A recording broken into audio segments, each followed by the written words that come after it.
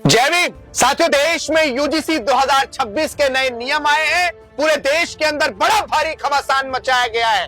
4 लोग बंद कमरे में कुर्सियों पर बैठे हैं तो हमारे देश का महान गोदी मीडिया कह रहा है कि बड़ा भारी विरोध प्रदर्शन चल रहा है। सड़क से लेकर संसद तक हिली हुई है और यूजीसी बिल का भारी विरोध किया जा रहा है।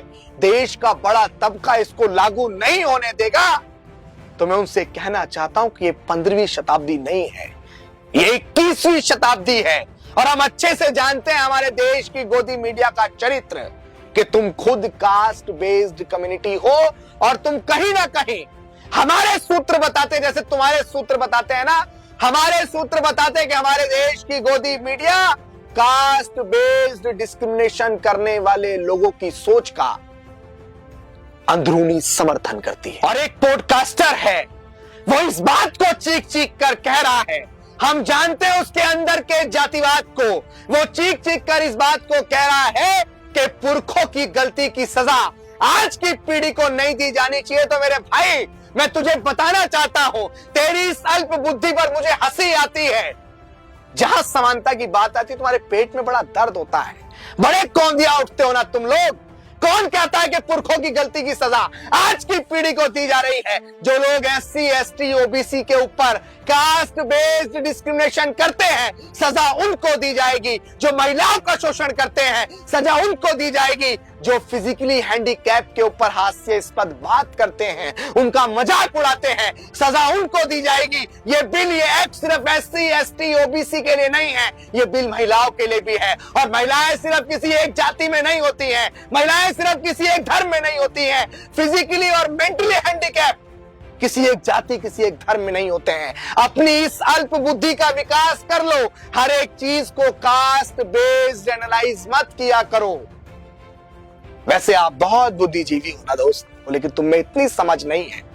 तुमने अगर ये कहा होता कि अगर ये बिल, ये एक्ट, ये 2026 में जो आया है, शायद अभी 10-15 साल पहले आ गया होता, तो हमारे बीच से जो कास्ट डिस्क्रिमिनेशन सहते सहते, उस शोषण अत्याचार को सहते सहते भाई रोहित वेमुला हैदराबाद की यूनिवर्सिटी के अंदर पढ़ता था, जो बहुत बड़ा लेखक बनना चाहता था, वो हमारे बीच से इसी डिस्क्रिमिनेशन की वजह से, इसी भेदभाव की वजह से उसको सहते सहते हमारे बीच से चला गया। अगर तुम इस बात को कहते कि शायद ये बिल पहले लागू हो गया होता, तो बहन पायल तड़वी इन शैक्षणिक संस्थानों के अंदर जो कास्ट डिस्क्रिमिनेशन होता है उसका शिकार होकर हमारे बीच से हमें छोड़कर नहीं जाती। तो मैं समझता तुम जातिवाद को बढ़ावा नहीं देते हो। कॉरपोरेशन पर कब्जा तुम्हारा है, प्राकृतिक संसाधनों पर कब्जा तुम्हारा है, इस देश के बड़े बड़े उद्योग धंधों पर कब्जा तुम्हारा है। और अब तुम कह रहे हो कि हमारे साथ भेदभाव हो रहा है, तुम्हारे साथ शोषण हो रहा है। तुम्हारे पुरखों की गलती की सजा आज की पीढ़ी को दी जा रही है। सच बात कहो ना यार, कि तुम्हारे पेट का वो उल्लू कौन दे रहा है जो शैक्षणिक संस्थानों में टांग पे टांग धरकर बैठता है और एससी, एसटी, ओबीसी के बच्चों को कहता है इधर आ, पेटीज लेके आ, लेक्चर लेके क्या करेगा?